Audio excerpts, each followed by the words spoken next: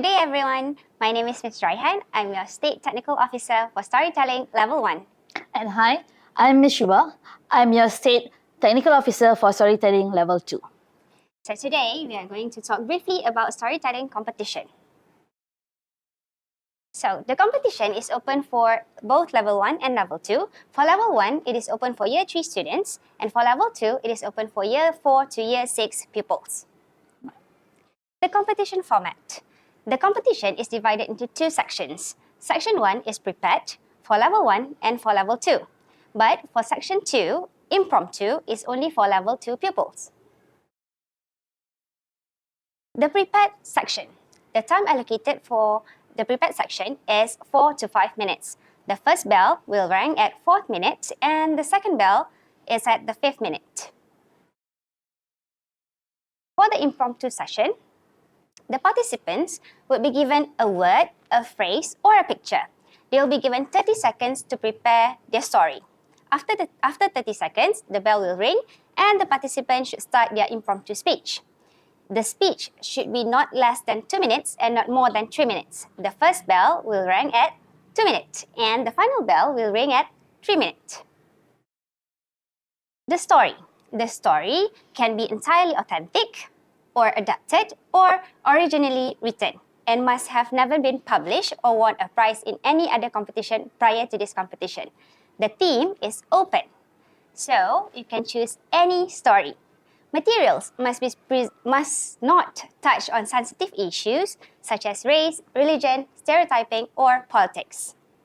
All right, for the presentation. Now, participants are not allowed to refer to any notes or printed materials when they're presenting their story. Inclusion of singing. Now, I know because it's a story, so sometimes the child would want to sing, right? But teachers, you do need to remember that the singing should enhance, not dominate the performance, which means don't get your child to sing the whole song, right? Because the child is presenting the story. Okay, and then no props, backdrops, or artificial sound effects allowed. Now here, when you talk about props, the question always arises, teacher, if the child is, for example, having, let's say, is carrying a backpack, right? So now if the backpack stays on the child throughout the story, we consider it as a costume. But if the child, in the middle of the story, suddenly takes off the backpack, puts it down, and brings it back up, it is considered a prop and they will be penalized for it. So remember, as long as it's attached to the costume, it's considered a costume. The moment it's detached from it, it is considered a prop, right? Right, the next part, which is really important, right? Over-dramatization will be penalized. Teachers, your kids are telling a story. They are not doing a drama, right? So do ensure that when you train your kids to tell a story, you do not have to overly act out the story with over gestures and all that stuff, right? So no excessive movement, no theatrical performance, right? Yes. So this is disqualification. Now, reading and referring to notes can cause the child to be disqualified. And it's not only notes. Writing it on the palm, right, and referring just because maybe certain parts of the story the child may have forgotten, and then we decide as teachers, okay, for me to help you, maybe you can do this, and we give them tips that you're allowed to write. The moment we catch the child doing that, the judges are able to see that, the child is automatically disqualified. Prompting.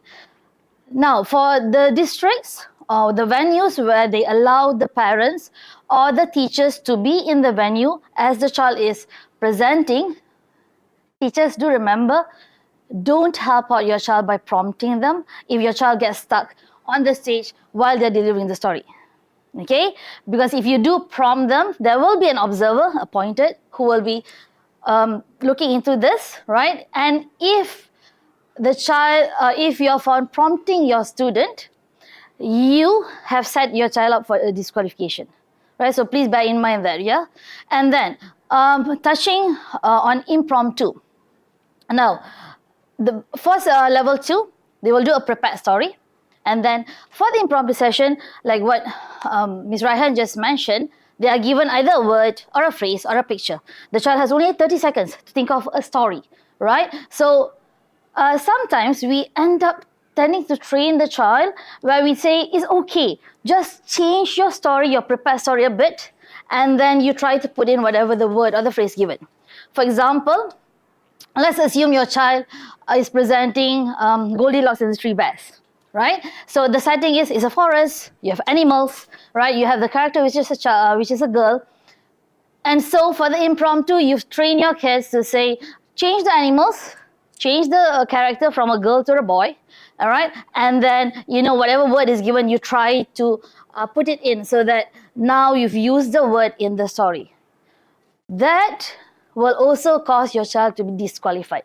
Not penalized, disqualified, right? So maybe a tip, if you're going to train your child, right? So for the impromptu part, always try to train your child so that the child is giving a story which is completely in a different setting from your prepared story. So for example, if your prepared story, like I said just now, was Goldilocks and the Three Bears, so you have the setting in the forest with the animals, with the girl who's the main character, change it to something totally different. Maybe now the setting is somewhere at the ocean, right? Sorry? A bustling city. Yes, a bustling city, right? So you can have it like that. So train your child in that way so that the child's thought process will not revert back to the prepared story. Okay, so this is trying to help your child so that he or she doesn't get eliminated, right? Okay, yes, next. Okay, adjudication guidelines. Teachers, as usual, for all the competitions, please always refer to your concept paper. So all this, your language education guidelines and all this stuff is in your concept paper. Sorry, I'm not holding one. You can imagine I am. So please always refer to your concept paper, right? So for language proficiency, as you can see, there's 25 marks there, right? Presentation and delivery, for the prepared is 10 marks, and for the impromptu section, there's 20 marks. So could I go back to the first? Yes. So language proficiency, 25 marks. It talks about how the marks will be awarded based on the correct, clear and accurate pronunciation, clear enunciation and intonation, correct use of grammar, appropriate and effective choice of words, and fluency. We are an English competition, which means pronunciation of words really important. For example, the word honorable, right? That's like the basic word, but we always tend to hear kids say, to all the honorable judges, he's an honest woodcutter. Teachers, yes, so please do, you can see me, right, doing that. So yes, please do teach your kids to use the correct pronunciation, right? Okay, and then presentation and delivery, the voice modulation, voice projection and clarity. Now, there was a question asked when we say about over-dramatization. So aren't, like, for example, dialogues and changing of voices, is that not allowed? It is allowed. That's why we talk about voice modulation, right? So an interesting story would have a few characters in the story. And if your child can deliver the story with different kind of voices suited to the characters in the story, now that story is going to be really interesting to hear, right? It's not the child acting out the whole story, yeah? Okay, and the voice projection and clarity. Sad to say, sometimes when we do get participants who are presenting their story, we can't really hear their voice. So teachers, please train your kids to project their voice so that the judges can hear the voices clearly, and it's very clear, which is why clarity comes in play, right? Yes, next. Okay, for the theme and storyline, because 10 and 5, why 10 marks is for the prepared? Because it's a prepared one, so the marks is higher there. For the impromptu is 5 marks. We want to see whether the child can speak and can the child create a story. Because 30 seconds is a very short period of time. The moment the child sees that, the child has to think and just keep telling a story within that 2 to 3 minutes, right? Okay, so again for theme and storyline, whether how interesting and appealing is the story, okay, does it have an impactful meaning there, coherence, do they show good values in the story, right? Now, costume. There was a question whether can my child wear a school uniform?